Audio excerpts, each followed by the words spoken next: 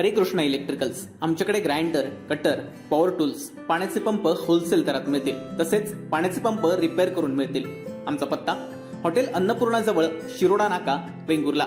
संपर्क 9552 3052 05. शिवसंग्राम संघटनेचे अध्यक्ष विनायक मेटे यांचा पुतण्या आणि भाचा यांनी आता नवीन आरोप केलेत. विनायक मेटे यांचं कार अपघातात निधन झालं होतं. या प्रकरणी सरकारने चौकशी करण्याचे आदेश दिलेत, पण आता यात आणखी एक खळबळजनक आरोप करण्यात आलाय. बाळासाहेब चव्हाण हे विनायक मेटे यांचे भाचे आहेत. त्यांनी बोलताना ड्रायव्हरवर गंभीर आरोप केलेत. ते म्हणालेत की या दुःखातून आम्ही सावरलो नाही, मात्र 3 दिवसांनंतर आम्ही मीडिया समोर यायचं ठरवलं. हा घातपात का अपघात हे निष्पन्न झालेलं नाहीये. ड्रायव्हर वेगवेगळे स्टेटमेंट देतोय. अपघात झाल्यानंतर मला फोन आले. साहेबांचे 3 ड्रायव्हर आहेत. एकनाथ कदम हा ड्रायव्हर आहे असं कळलं तर मी त्याला फोन केला. मी त्याला त्याचं लोकेशन विचारलं. रोज फिरणारा ड्रायव्हर मला विचारत होता की तुम्ही कोण बोलत आहे. मी त्याला लोकेशन सांग असं सातत्यानं विचारत होतो, पण तो नुसता रडत होता. एका तिराईत व्यक्तीला त्यानं फोन दिला आणि त्यांनी मला सांगितलं की तिथे ॲम्ब्युलन्स आली आहे. त्या व्यक्तीनं मला सांगितलं की ड्रायव्हरला काहीच झालेलं नाहीये, पोलीस जखमी आहेत, पण साहेब जागेवर गेलेत. साहेबांच्या पायाला डोक्याला लागलं आहे असं ड्रायव्हरनं मला सांगितलं. हा ड्रायव्हर रोज सातत्यानं स्टेटमेंट बदलत चाललाय. याला घात का अपघात म्हणायचं? सरकारने समिती नेमली, पण त्याचं पुढे काहीच झालं नाही. हा घात आहे की अपघात हे आम्हाला कळायलाच हवं. आम्ही या दुःखातून सावरलो नाही. सर्व चुकी ड्रायव्हर एकनाथ कदम यांची आहे. सीसीटीव्ही मध्ये आम्हाला कुठेच दिसलं नाहीये.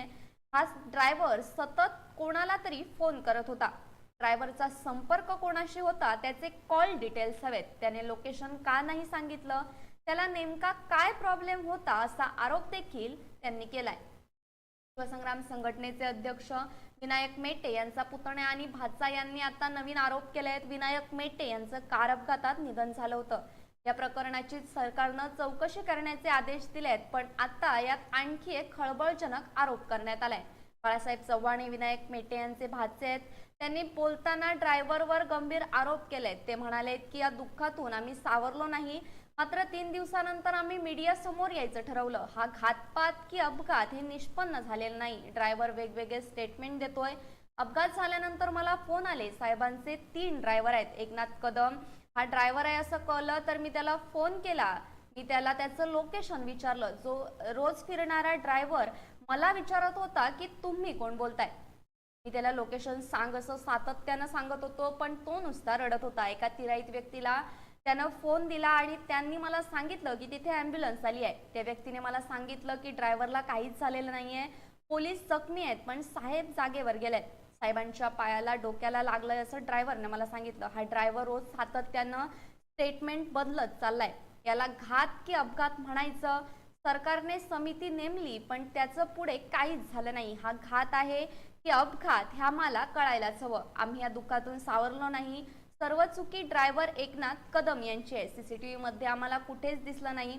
हा ड्रायव्हर सतत कोणाला फोन करत होता? ड्रायव्हरचा संपर्क कोणाशी होता त्याचे कॉल डिटेल्स आम्हाला हवेत.